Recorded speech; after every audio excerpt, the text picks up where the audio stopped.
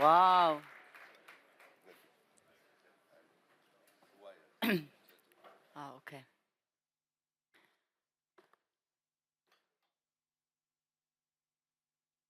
يلا. Hola. um, um, my name is Mariam Barghouti. I'm a Palestinian journalist and writer, and I'm grateful to be here today with all of you and with Ilan. And I want to recognize also what a lovely fair this is.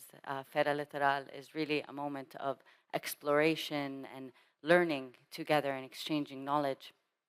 And I want to thank the International Institute, the International Catalonian Institute for Peace, for helping facilitate this gathering that we are sharing today. Sometimes I might speak a little quick. I will try not to, though, but just a heads up. And we are here with Ilan.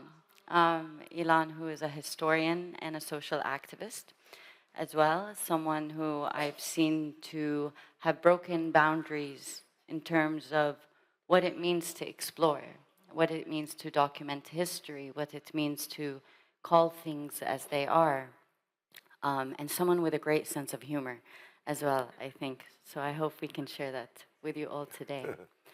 And we are here also not to just focus on the book, which is Israel on the Brink. That is your most recent book. That's right. But it's also to explore kind of the journey to reaching that, because you have written many books before. One of the most prominent is the outlining of the ethnic cleansing in Palestine and the erasure of that, and also bringing to the forefront things like the forgotten Palestinians, those that still that have Israeli citizenship now, and bringing that to the conversation. So I will start with, it's not common for me to see academics name themselves as, I'm a historian and a social activist, but you take pride in that as well. So maybe you can just tell us more about yourself and walk us through why you make that link as a historian. Yeah. I want to repeat your thanks to the Institute and the Fair. And thank you, Mariam, for doing this. And thank you for the first question. I think it's a very good one. I do believe that when you write a history of a place like Palestine, to claim total objectivity or claim total professionalism and no moral commitment is not natural. And either someone is really that totally indifferent to a suffering, to terrible moments in history, or one doesn't care about this. In either way, the lack of humanity on the side of the historian, for me, is problematic when it comes to the history that those historians would produce. And this is why I, from very early on, decided that I'm not going to hide behind this idea of neutrality or professionalism, as I was taught to by the academia. The academia said, Yeah. don't say that your politics or ideology or moral perspective has influenced your writing, then people would have less respect for what you do. And in fact, what most of the Israelis who try to undermine my writing are doing, they cling on to this statement by me and say, you see, he himself says that he's not objective. How can you be objective on the history of dispossession, of massacres, of genocide and ethnic cleansing? How can you say that the historian is not a human being that has a certain action to it?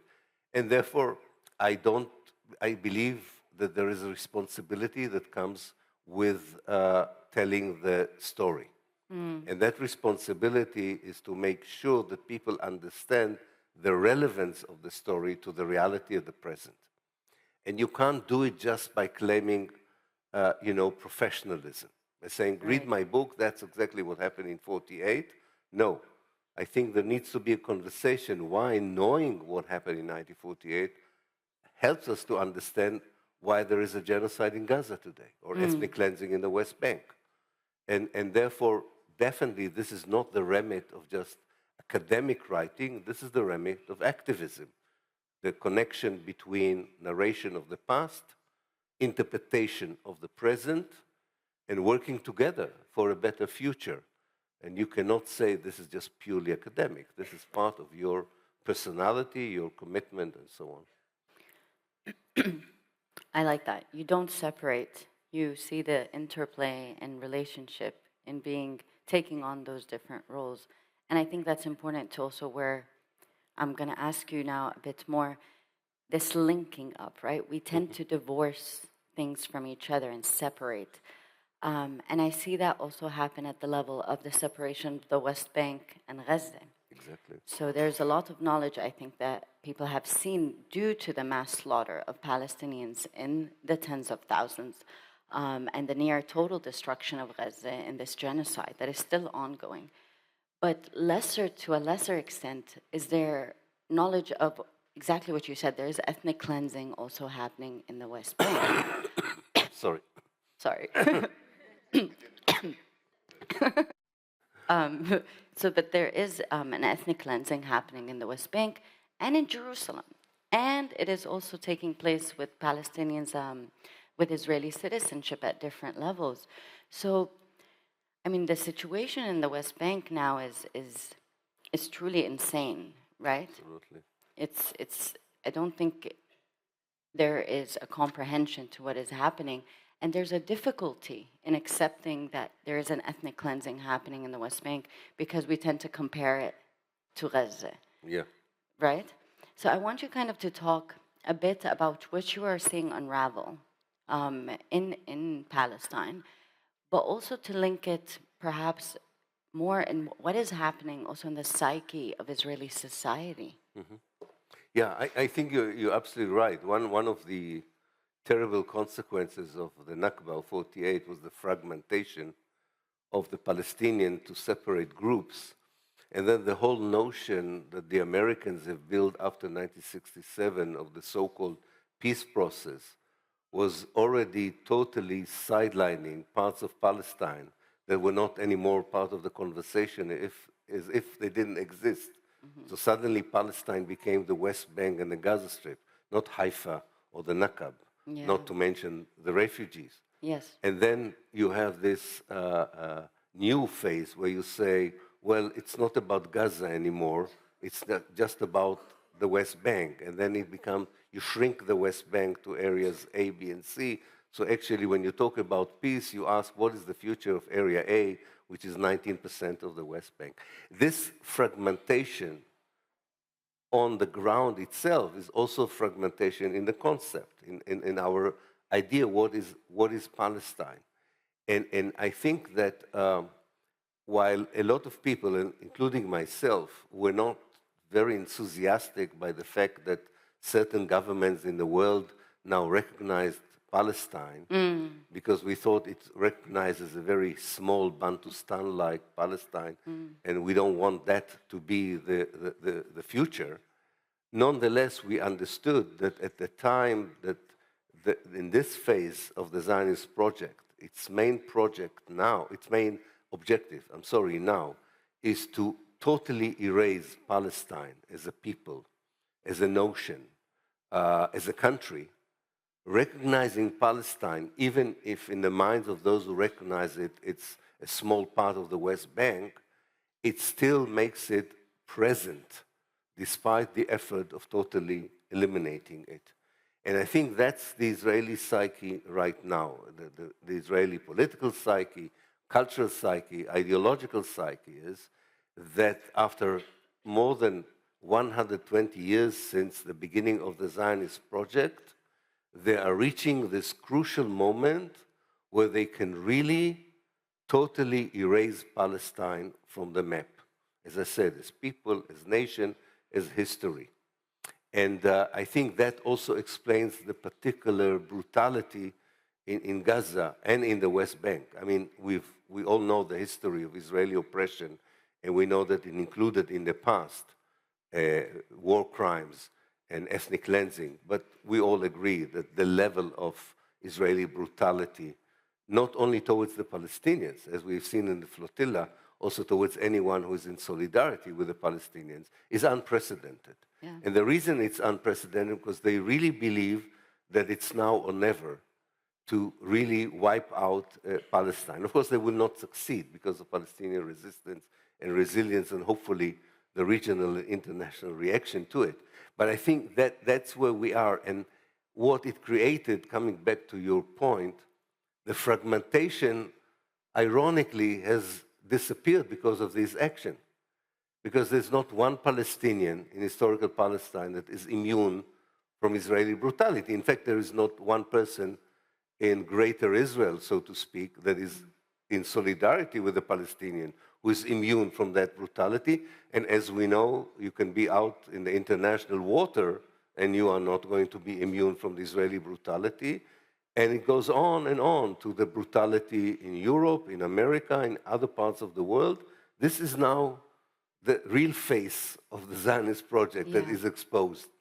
We are waiting to see what all these people in the world that talked about Israel as the only democracy in the Middle East and so on, how are they going to react to something that is so bare, so clear, that maybe in the past you could be excused for being a bit confused whether it's a democracy or not and so on. This is now in your face. This is in your face.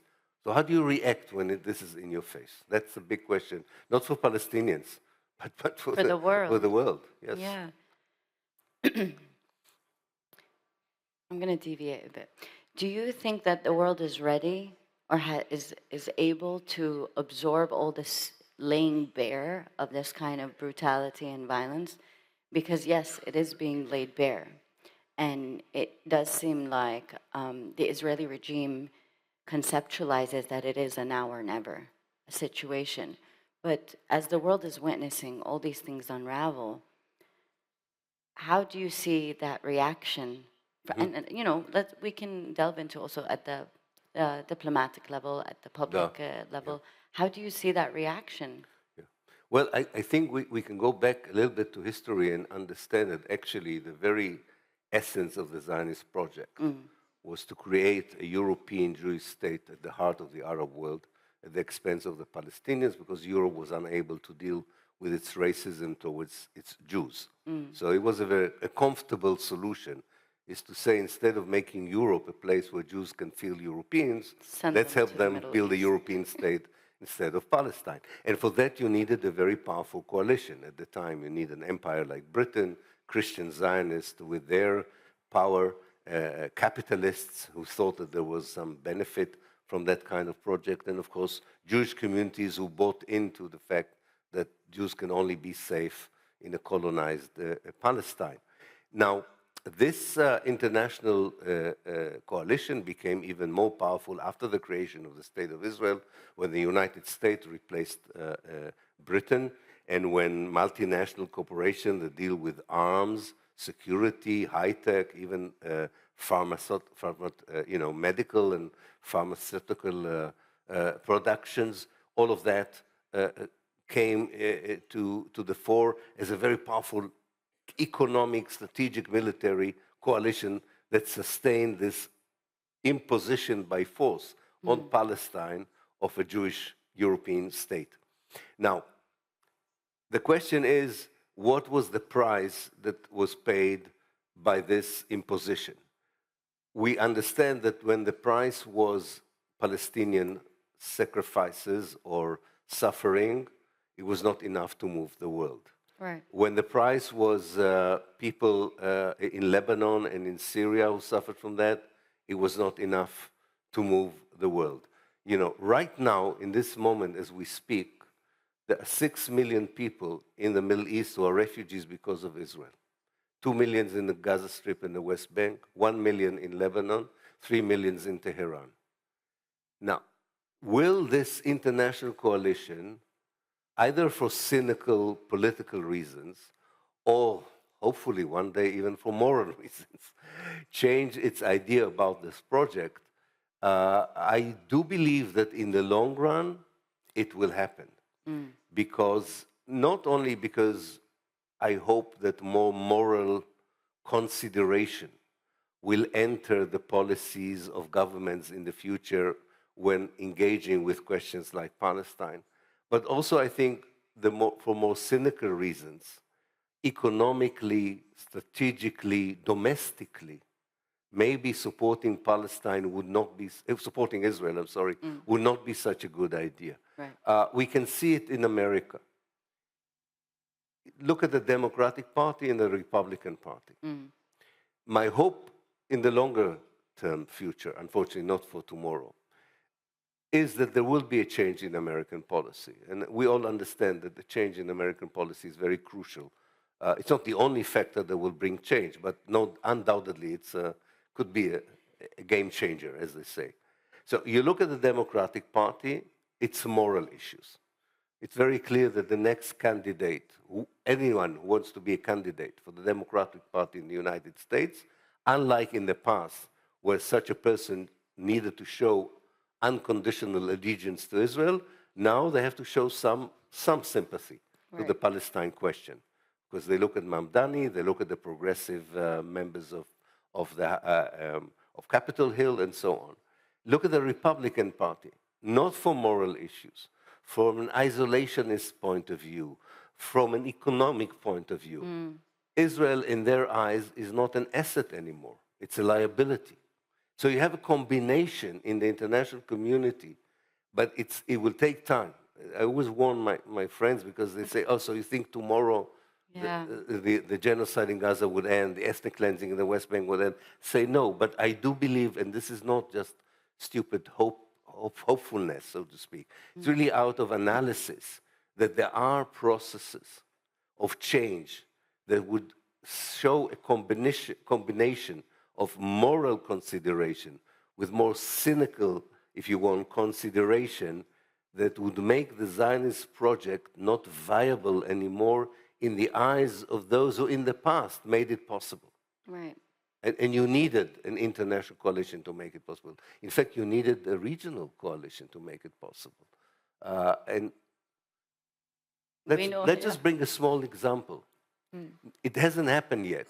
But do you think that some of the rulers in the Gulf are now thinking twice whether normalization with Israel was the right move? Now, if they will change their mind, it's not because suddenly they would show solidarity with the Palestinians, which they have never shown. But the price for being on the side of Israel is huge in terms of money, of energy, and so on. Yeah. It takes time to understand that you cannot stabilize the Gulf if you don't deal properly with the Palestine question. This is not talked about yet because everybody says, oh, all you need is rearrangement in the Straits of Hormuz and so on. But we know that these are dealing with the symptoms of the problem and not the origin of the problem. So international reaction is slow, regional reaction is slow, not enough, but is going in a different direction, to my mind. And I wish I could say we can accelerate this process. I'm not sure we can. But yes, I do think that this project, call it Israel, call it the Zionist project, call it the imposition of a European Jewish state at the heart of the Arab world, after more than 80 years, is not working. Yeah. It's not working. So I will say to my Israeli friends as well, you should think about it as well. And they know it. They know it from the inside that something is not working. Right. With all the military power that they are now, throwing on everyone. It's a fierce moment in their history that shows the weakness rather than their strengths. Yeah, and I think it's back to the first part, I think, of that, where it requires a reckoning with oneself, right? Either internationally or internally.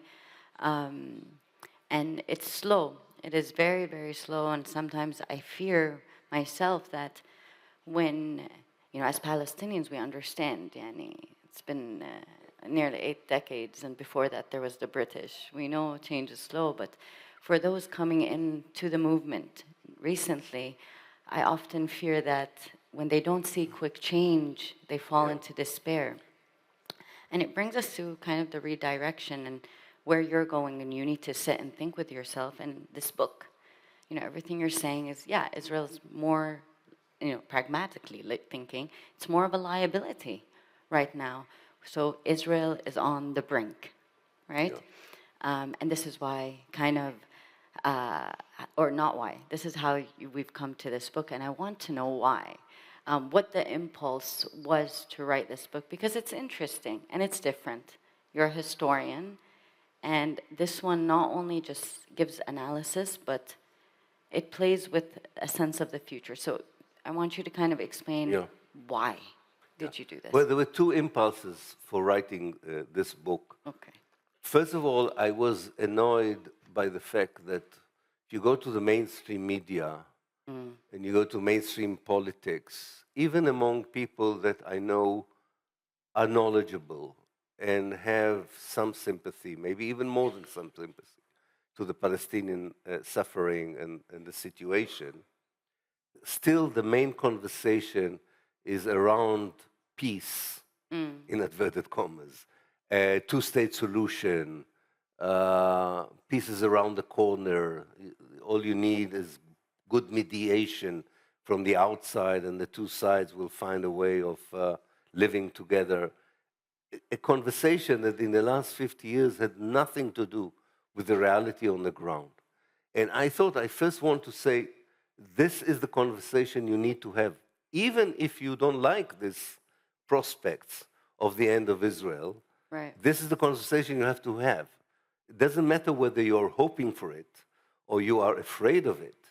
This is the only relevant conversation if you have been even 5 minutes on the ground. We know it. You and I know it, that people, even Israelis who haven't been in Israel for 35 years, don't understand what goes on anymore. They don't, for example, I'll give you an example, they don't understand how deep is the social implosion of the Jewish society. There's nothing to do with the Palestinians. It's just the failure of the idea that Judaism is nationalism is not working. And now it's translated into hatred of a level I've never seen before between two people that have nothing in common apart from maybe the hate of the Palestinians or fear from the Palestinians. So that was one impulse, to say this is the conversation that you should have if you want to be relevant. Whatever your ideas about this is at least let me hear you using the right language. There's a vocabulary coming with it. It's not just an idea. The second impulse was, like you, I know you have many hours, as I do, in facing audiences like this beautiful audience here. And we usually tell people how terrible the situation is. And we tell them that actually next year is going to be even more terrible, and then they give us a lot of standing ovations. You don't have to do it. This is not, it's not my attempt to remind you what you have to do when we finish. And something very depressing about it. I just told you how terrible the situation here, and you're clapping and saying, oh, beautiful, what a beautiful way you have described how terrible things are. And I thought there needs to be a conversation of hope. And something, and not just based on stupid wish to be hopeful, because you need, out of an analysis. So I'm using I hope, my skills as an academic actually to build hope. I'm not using just my wish to be hopeful. And I try to detect these processes that have the potential of making us hopeful. I know I'm not a prophet, and I don't know whether they would mature the way I want them to mature, but I thought it was important to distinguish between two kinds of processes that we are watching today, which are just beginning. One, those we as activists have very little influence on. The weakness of the Israeli army, the imposition of the society inside Israel, the looming economic crisis that Israel is going to experience, to my mind, very soon. All this is nothing to do with activism. I mean, we're not totally there. And there are the processes which we can contribute even more, and we're all doing a lot, but we can do more.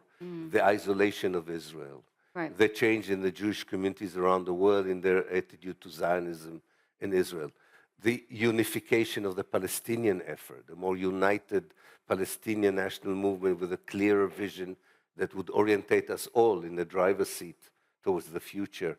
All this is something that we can all contribute to. And these two kinds of processes, if you examine, as I do in the book, other places where states came to an end, either because a regime fell or regime was changed, or states totally disappeared, like South Vietnam, which is gone. Usually it was the combination of these two kinds of processes, processes which were happening because there was something inherently wrong with the project of that state, Yeah. and processes that had to do with the determination of liberation movements and those who supported liberation movements. South Africa is a good example for that. So, so the second impulse was really to say to people, there's a reason to be hopeful, even if it's not good news for the next year or two.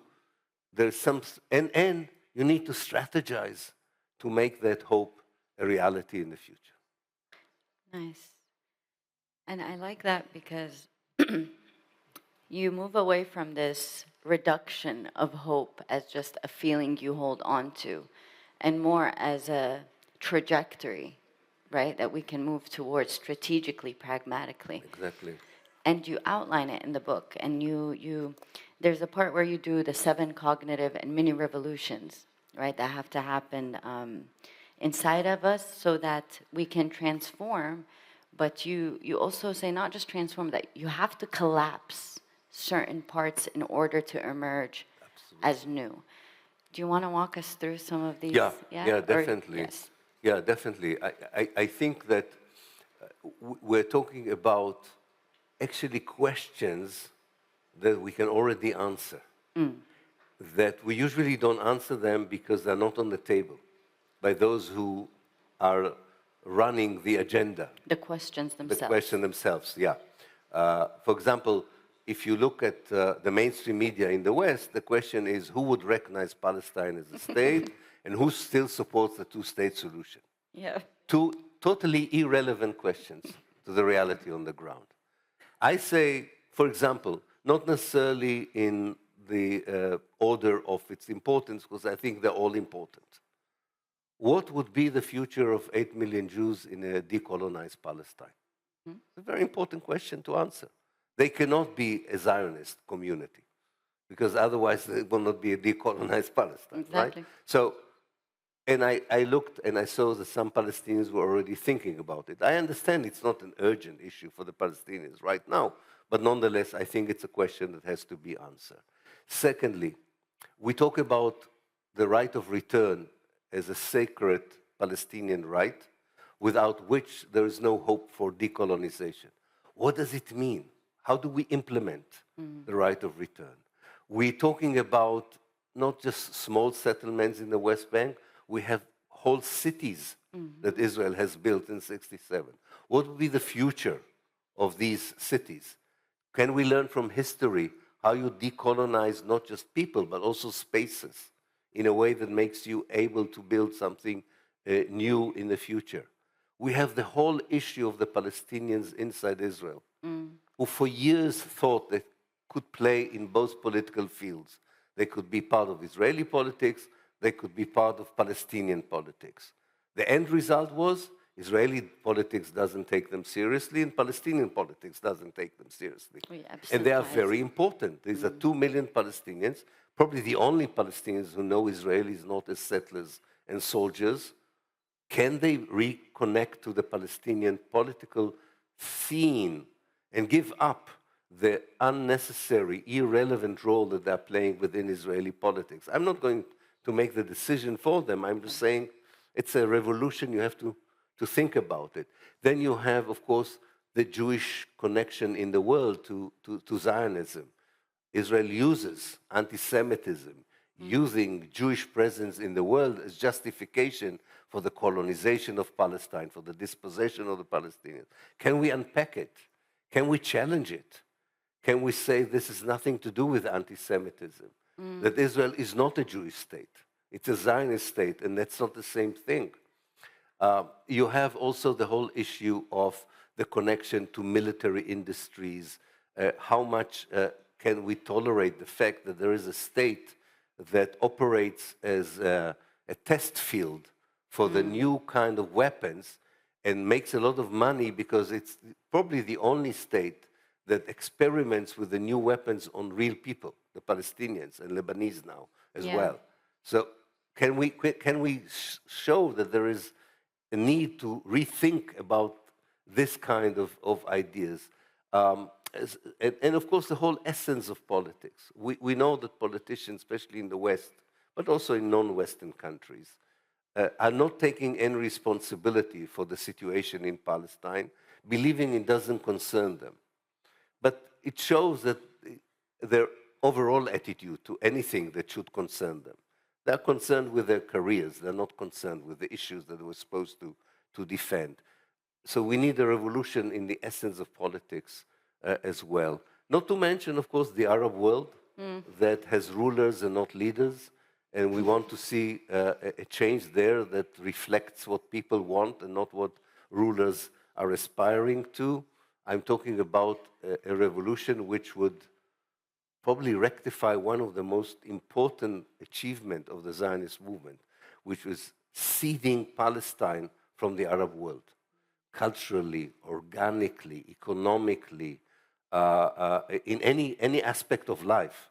Palestine was totally part of the Arab world, of the Eastern Mediterranean, what they call in Arabic the Mashriq.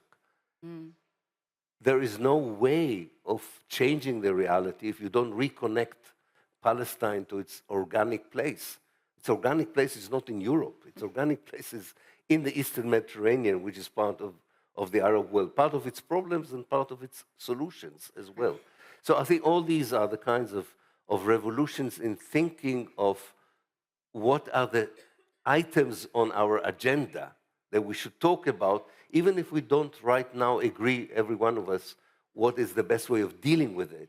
I wanted to put the issues that should be discussed rather than the ones that are being discussed, and I think are not only irrelevant, they create immunity for Israel to continue its criminal policies.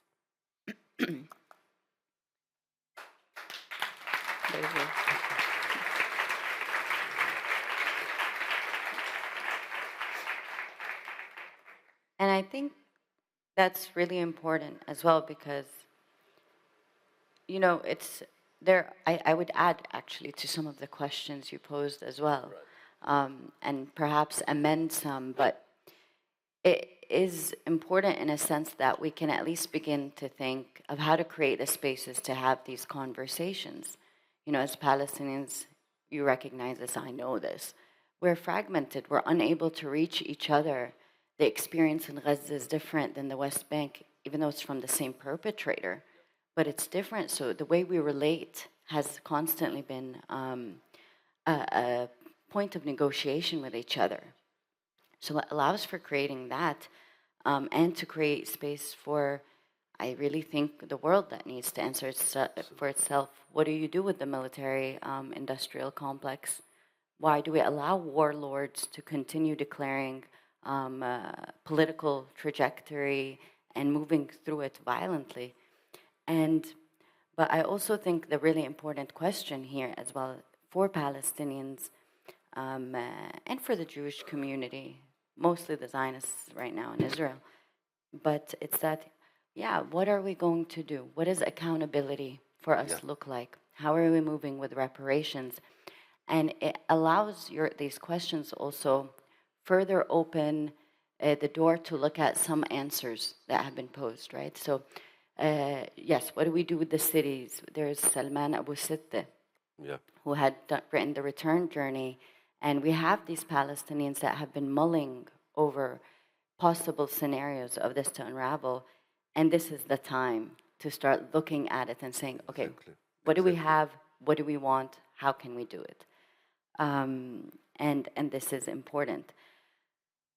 But I'll get a bit more kind of with you, right? How did you have your mini revolutions? Yeah. You know? Yeah. Well, I just want to say something what we said, which is very important. I tried in the book to answer the questions from my conversations with Palestinians, especially young Palestinians. I didn't want to say this is my answer as Ilan. I said I want to be the bridge between you, the reader, and what I hear from young Palestinians when they think of how the right of return would look like, when they think about how to make the Palestinian national movement more united, more clear about its vision. I think it's very important to, because as I don't have to tell you this, but we still don't have enough space for Palestinians, even in the solidarity movement with the Palestinians. So I thought that it's another way of saying, remember who has to be in the driver's seat in this request. My mini revolution is really this very, I thought about it because for this book, it's coming out in Arabic next month. And the publisher said to me, don't you want to write a special foreword for the Arabic world? I mean, don't let them just go into the book, say something specifically. And I thought this is probably what I needed to write in that foreword. So I'm glad you're asking that.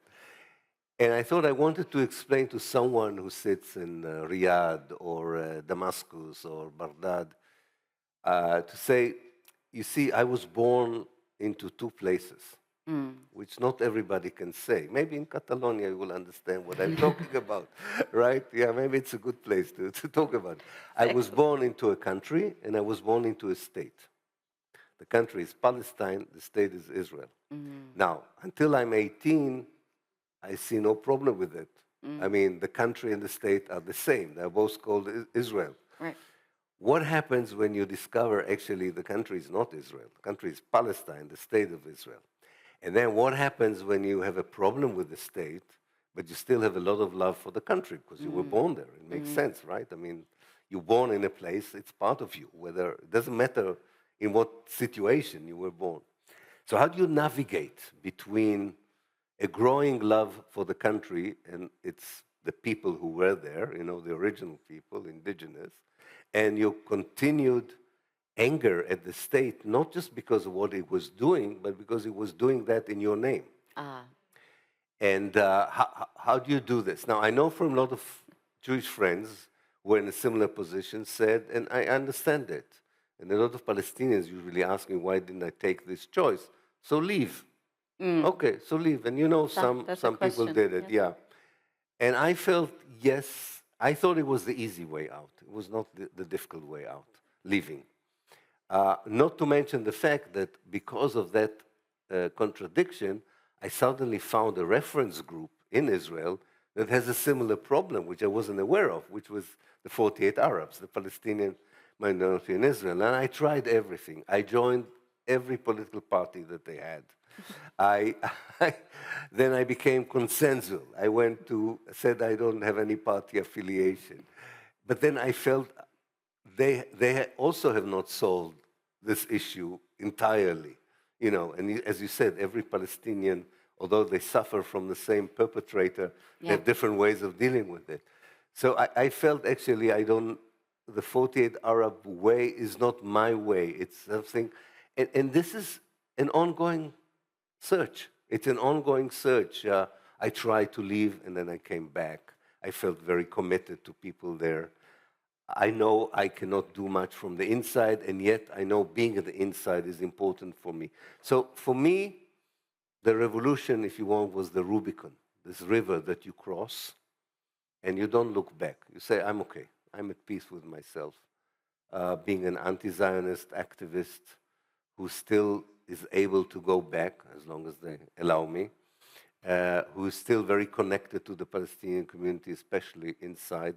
Not when I say inside, I don't mean just inside Israel. I mean a lot of connection in the West Bank and the Gaza Strip. And as long as I feel useful being there, I'll be there, whatever people would say. But the revolution was really, and maybe we'll talk about it, understanding that there's so much to do in the academia.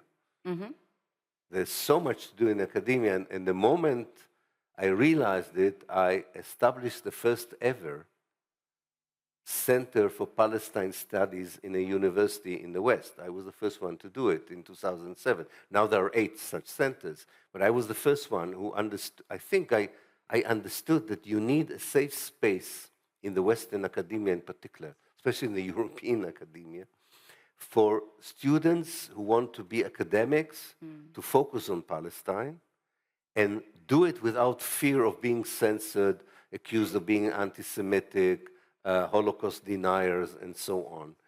And that really allowed me to see the connection between producing knowledge in the academia and its long-term, and so unfortunately not immediate, but long-term effect on the way the society and states in Europe hopefully would deal with a project that they are complicit in from the very beginning. Palestine would not have been destroyed the way it is today had not, I come back to this point, I'm sorry, that maybe it's the fifth time that I'm saying it today, but in Europe I feel it should be repeated again and again. Palestine would not have been dispossessed without Europe. Europe is as complicit as Zionism in what happened to Palestine. And Europe, until today, when I say Europe, I mean the political elite, the intellectual elite, the mainstream media, refuses to recognize it. Refuses to recognize it. One of the first things it has to do, and one of the first things Europe has, and you know, if you allow me just 2 sentences on this. In 1945, it was very interesting. After the Holocaust, you had, I did a survey on this. Many important European intellectuals and politicians were looking at what happened and said, what is the best way to deal with the terrible things we did, not only to the Jews, but also to other people? I mean, not only millions of Jews were genocided, other people were genocided too. With the case of any other people but the Jews, they said, we'll build a Europe that is democratic, anti-racist, and so on. But when it comes to the Jews, there's a wonderful solution. We'll get rid of them. We'll send them to Palestine. That's the best thing we can do for them after we genocided them. Not one European intellectual thought of making a public call to the Jews, stay. This is your home. This is your home. Even saying to the Jews who already went to Palestine, like my parents, come back. We want you in Europe. We will build together a Europe that will never experience Nazism again. Not one of them. They all said, we are now Zionists. We like the idea. Of course they like the idea. You get rid of the Jews and you get rid of guilt. And this is something that still has to be amended today, to my mind. I'm not saying that all the European Jews, like me, second generation, third generation, should go back to Europe. But I still want Europe to say, you are European Jews, and you, if you want, you are here. Your place is here. You are Moroccan Jews. If you want, you belong here. You are Iraqi Jews. You belong. If you don't want, it's fine. You will live in a decolonized Palestine, and with the Palestinians, you'll find a way of building a democratic After state. accountability. Exactly. But the accountability has to come first. Yes. Undoubtedly. The accountability, in fact, it creates conducive, imagine a conversation about the future of Jews and Palestinians in a decolonized Palestine after such a clear closure. We need a closure of that part. Palestinians need that kind of closure, not just Jews. Yeah. So I think that is, I don't know how we got there. Got there. I don't remember your question, but there. I know when it comes to this issue, it's very important. Okay. But no, I think this is important also because, so as I'm listening to you, I'm realizing you went through these kind of also your mini revolutions, your realizations, and you pursued that curiosity that something doesn't sit right. Right. And I think you braved going to different places and allowing yourself to say, yeah, I'm wrong sometimes, and that is okay, and moving with that. But also, and as you were saying, Annie, the leaving and the coming back, what I'm realizing is you noticed a position in academia, in knowledge production, and you're utilizing that, which is probably why also you're comfortable saying I'm a social activist as well. Right. So you're utilizing that kind of capacity and skill set to work, not just for Palestine, but I think for a transformation in academia. Absolutely. Right? Absolutely. So you want to tell us a bit on that link? Yeah, definitely. I think that, like so many issues, Palestine, and recently particularly Gaza, but Palestine as a whole, is the epicenter for problems which are much beyond Palestine. And the academic attitude towards the issue of Palestine, especially the Western academic attitude, is a manifestation or symptomatic of a much larger problem that academia has, which, with issues which are at the center of the concern of their societies. Academia, unfortunately, over years in the West became two things: a community of scholars, but also a business. So it's run by a management that is interested in getting money, getting out money, not in distributing knowledge, not in advancing knowledge, and it's part of the political elite. And as such, it does not dare to challenge the political elite, whereas the original idea was that exactly that's what academia should do. Should all the time challenge the assumptions of the political elite. But if you're afraid to do it, because you are part of that elite, you're betraying actually your initial role of being the more critical part of the society. Unfortunately, also the media has gone through a similar process.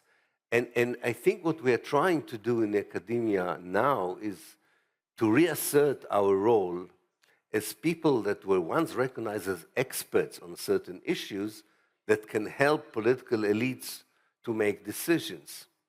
And it's interesting that in some areas you can show some progress. For instance, when governments want to pursue policies on global warming, they go to experts on sustainability, on climate. But when it comes to Palestine, they don't consult anyone who is an expert on Palestine. I saw it in Britain, and we wrote a letter. Or Palestinians. Or Palestinians, for that matter, of course.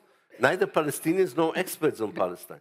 So when Britain proscribes certain Palestinian groups as terrorist groups, it doesn't consult Palestinians. It doesn't even consult great experts on Palestine that they have in British universities. It consults the Israeli Secret Service. Right. And not surprisingly, you have suddenly a long list of Palestinian organizations and pro-Palestinian organizations that are proscribed as terrorist organizations. And some of us wrote a letter to the British government saying, it doesn't even matter if you didn't accept our point of view, but the fact that you didn't even bother to ask us. So academia needs to decide, does it have still self-respect and dignity as people who know what they're doing, that devoted so much of their life to research and understanding and knowledge, that hopefully was not just meant to advance their career, which in most cases is the case, but to advance knowledge in society about certain issues. Now, they cannot do it if the political system says, no, we're not interested in what you have to say unless it is something we'd like to hear, right? So, yes, let's put it in a blunt way. If academics would not be social activists, academia would die. It would be irrelevant. It would be still the place where you can become a doctor, an engineer, and I'm not underestimating these parts of our society, but it would not be anymore a place where you would respect people because you need historians, people who understand culture, people who are dealing with social issues. This would move, I don't think it's the end of the world, it would move to this, it's already happening, it will move to the civil society. Yeah. It will move to the civil society. It will come to NGOs, to institutes which are not academic. Academia is on the brink as well, and especially humanities and social sciences. If you look at government meetings when it comes to dealing with these kinds of disciplines, they think they are totally irrelevant. There's no need to put any money there. And it affects then the educational system at the elementary school, secondary school. And Palestine is a manifestation of this, because there is an academic position that can explain why it's important not only for Europe, but for the world to be concerned with what's happening in Palestine. And you only can do it when you have space and time to investigate it. And you want to read the fruits of that investigation. Because unfortunately, it should have been enough to listen to the Palestinians and believe them. But the world doesn't work like this. So, all right, now it's not, when you look at the 1950s, people knew about Palestine because Palestinians insisted something happened there. And people said, oh, okay, that's a Palestinian position. What is really dramatic and positive, that when academia became interested in Palestine, most of the Palestinian claims were, verified, if you want, legitimized Right. Credible. by academic research. And that's when I think the Israeli lobby became frightened, because it's one thing to say, okay, that's what Mariam Barghouti thinks, who cares? But what Mariam Barghouti says, there are 55 books in the library and 100 articles of academics who substantiate what she claims. So they should be in a problem with that kind of legitimization. Yeah. But they are not in that kind of a problem because there's an overall attack in the West on academic legitimacy and its role in society. And the same thing is about the media as well.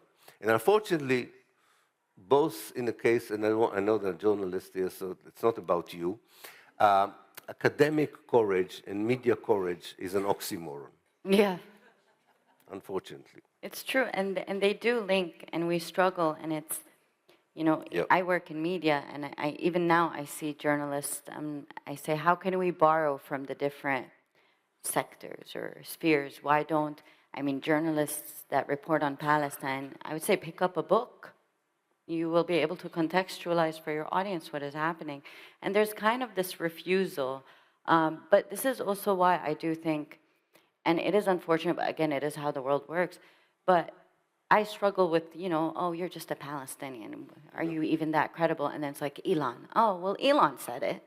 It must be true, you know? And we struggle with that, but there is also a capacity to play off of that and guide people. And I'm going to end on this kind of final question I have for you, but I will give a quote on how you try to also organize the book, and it is incumbent on us to visualize and help others to conjure life after decolonization as a dream come true, rather than an unknown and ominous future. So the final part of your book is you imagining. It's like diary entries in Palestine 2048 and 2013, speaking about that. And we spoke earlier and you said there was hope and imagination are not the same thing. Exactly. So the book, we started with, the impulse of the book was hope. Let us end with the imagination and its power. Yeah, Gramsci said there's no revolution without imagination.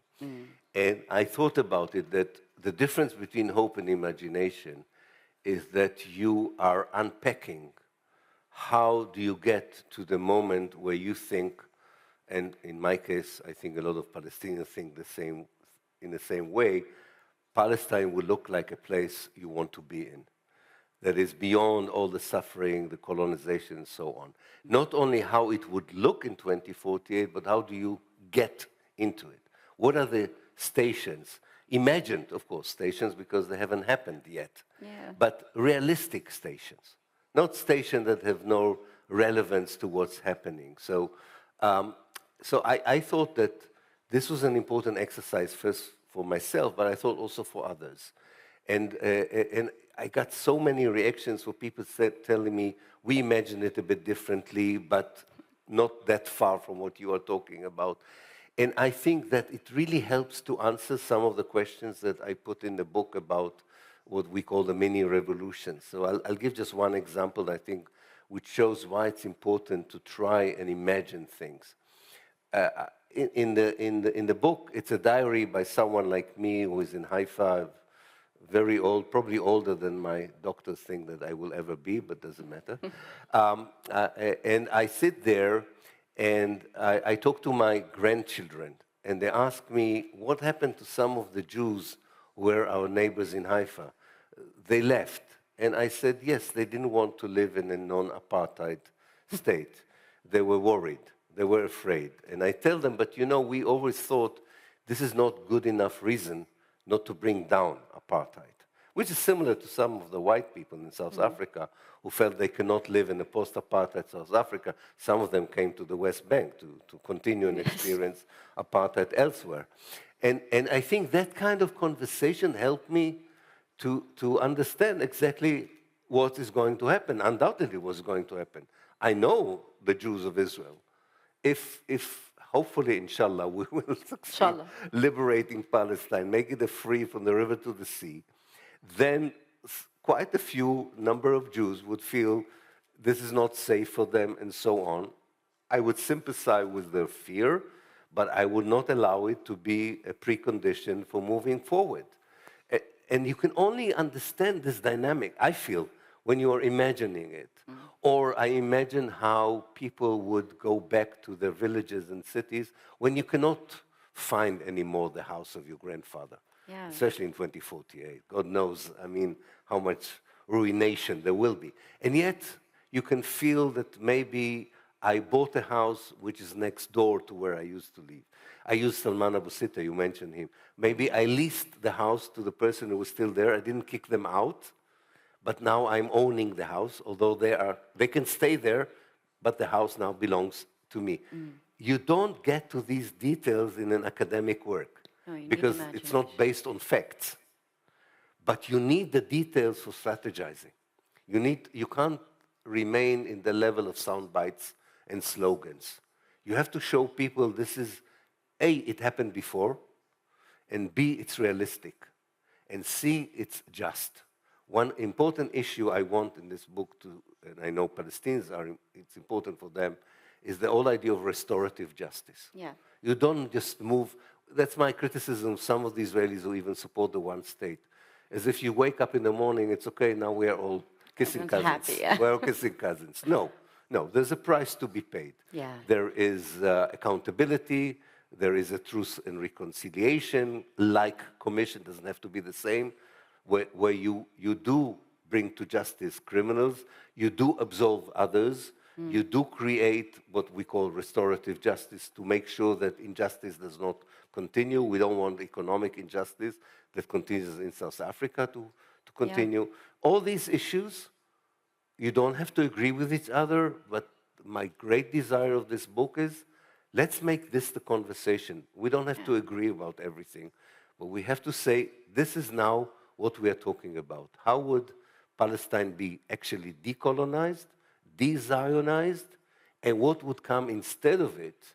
Because we cannot say, okay, let's see, because we know what happened in history. If you don't strategize for decolonization, you get a decolonized state which is not that better from the colonized one, it's usually as worse. Frantz Fanon used to warn us again and again. And I think we will end there. Thank you. Thank you. Thank you very much. Thank you. Thank you. Thank you so much. Thank you. Thank you, my dear. Nee? Thank you. It's great, yeah. Me the meal. Thank you. Thank you all. Thank you very much. Yeah. Thank you.